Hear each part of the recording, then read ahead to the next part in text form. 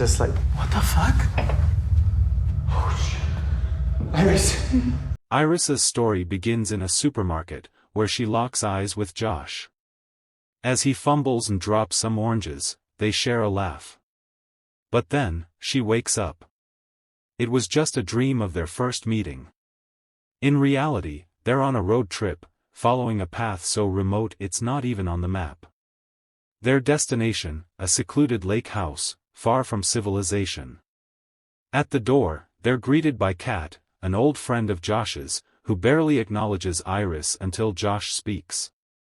Inside, they meet Patrick and Eli, a couple, along with Sergey, a Russian man who owns the house. Later, as they settle in, Patrick shares the quirky story of how he met Eli, at a party where Eli was dressed as a dinosaur. Patrick accidentally stepped on his tail, and that moment sparked their relationship. The conversation shifts to Sergey. When asked about his work, he simply states, "My hands are dirty, just like my job." Meanwhile, Kat and Iris have a tense exchange. Kat admits she does whatever Sergey wants, she belongs to him, despite the fact that he has a wife. Iris assumes Kat hates her, but Kat makes it clear that she simply feels replaceable because of her. That evening, as the group dances, Iris suddenly finds herself alone. She sees Kat with Josh on the other side of the room. Uneasy, she leads Josh away.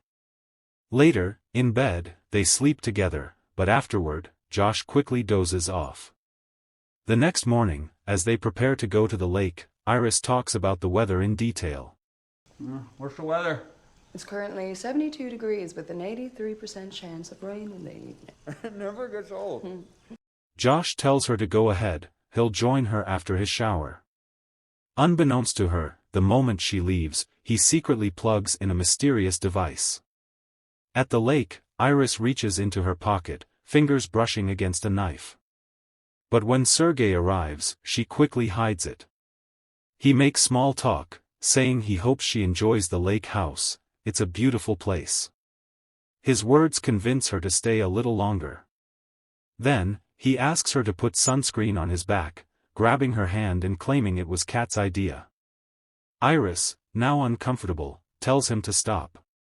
Back at the house, the mood shifts drastically. Iris stumbles inside, covered in blood, clutching the knife. Shaking, she explains that Sergey attacked her, she had no choice but to fight back. She hit him with a bottle, but as she tried to escape, he retaliated, choking her. Desperate, she stabbed him in the neck. Josh told Iris to sleep. He ordered the others to restrain her. When Iris wakes, she's tied to a chair, with Josh sitting across from her. She pleads her case, it was self-defense. But Josh remains eerily calm. "You can't lie," he tells her. "Even if you wanted to." Then, he reveals the truth. Iris isn't human. She's a companion robot, designed for emotional support. She laughs, thinking it's a sick joke. But Josh proves it, he asks her about the weather, and she instantly responds in a monotone, factual manner. Then, with a simple command, he changes her language settings to Spanish, then Chinese. Her memories? Nothing but pre-programmed stories. Their first meeting in the grocery store? Never happened. I just randomly picked it from a drop-down list of meet cutes. She was delivered straight to his home, ready to love him through a love link. Her sole purpose is to obey. And if he ever wants to reset her, all he has to do is press a sensor behind her ear. Josh syncs her with his phone. As her system updates, she requests to establish a love link. When she wakes again, she fully accepts her role as his partner.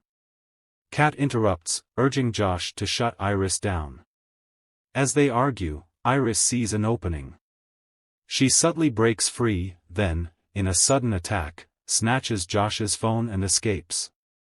Josh quickly recovers, he has hacked Iris's system, enhancing her aggression and self-defense abilities. He manipulated her into killing Sergey, but not for justice. It was for money, $12 million.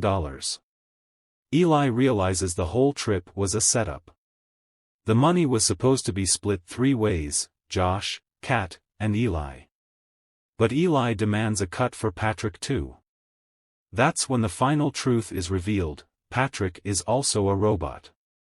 Now, there's only one goal: track down Iris. Josh's only job is to get close enough to use a voice command to shut her down. As they hunt, Iris realizes she has Josh's phone, the key to her escape. His phone controls his car. If she can reach it, she can get away. But Eli and Patrick are close behind. They spot her. Eli fires a shot, alerting the others. Eventually, he tackles her. In the struggle, his gun falls loose. They both scramble for it. A gunshot rings out, and Eli collapses, dead. Patrick, frozen in shock, watches. Josh tries to regain control, commanding Iris to stop, but his voice no longer works on her. She reaches the car, injuring Josh in the process. But the vehicle won't start, it doesn't recognize her voice. Thinking fast, she mimics Josh's voice using the phone's settings. The car roars to life. She floors it, running over Josh's foot.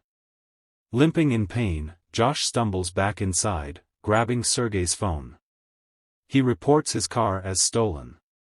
Within moments, the car locks down, trapping Iris inside. Then, he calls her. "We can still start over," he says. Iris doesn't hesitate. She breaks up with him. Josh, furious, turns to Patrick. Josh resets him, linking them in a love connection. Meanwhile, Iris breaks the car window and escapes. Just as the sheriff arrives, she scrambles to buy time, changing her language. Confused, the sheriff spots the bloody knife and arrests her. Patrick intervenes. He knocks the sheriff unconscious and hijacks the police car. Kat, realizing how out of control things have become, wants out. But Josh won't let her leave. He orders Patrick to stop her. Without hesitation, Patrick stabs her. With the chaos settling, Patrick prepares a meal. Josh wakes Iris for one final dinner. He blames her for everything. But she throws it back at him, reminding him that he used her to get rich. Curious, Josh makes a cruel decision: he reduces her intelligence from 100 to 0. Then, he tests her pain tolerance, holding her hand over a flame. When her skin burns, she reacts. He keeps going, only stopping when her hand catches fire. Finally, he orders her to pick up a gun, put it to her head, and pull the trigger. She obeys. Josh calls the manufacturer, claiming a malfunction. But as they inspect Iris, a tech named Sid says, she recorded everything.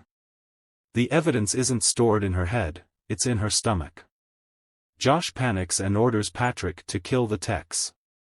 In the tech's van, Iris wakes up and finds Patrick just before he kills the last technician.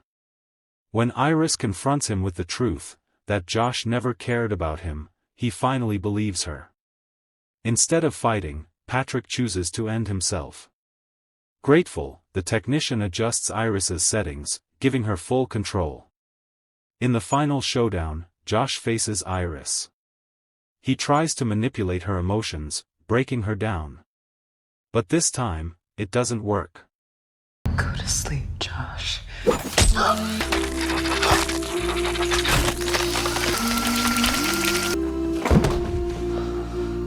After everything, Iris sheds her damaged skin, revealing the robotic hand beneath. Dressed and ready, she takes the money, gets in the car, and drives off.